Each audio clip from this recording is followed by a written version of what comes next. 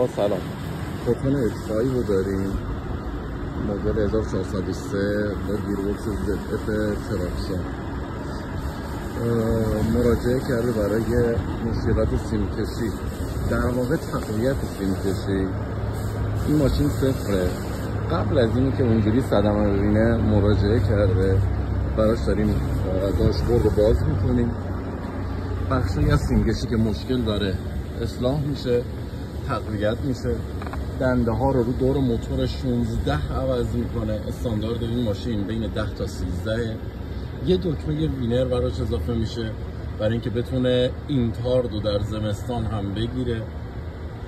پرتاب باد کولر و بخاریش فوق العاده قوی میشه، نوراش خیلی عالی میشن. دنده دادنش بدون تق دنده رو عوض میکنه. بوق بالای 100 کیلومتر حذف میشه. دمای آب تغییر میکنه و فنا زیر 90 استارت میزنن، یعنی دقیقا 85 تا 86. مشکلاتی از این قبیل رو براشون حل میکنیم و تحویل مشتری عزیزمون میدیم. با تشکر از همه دوستان.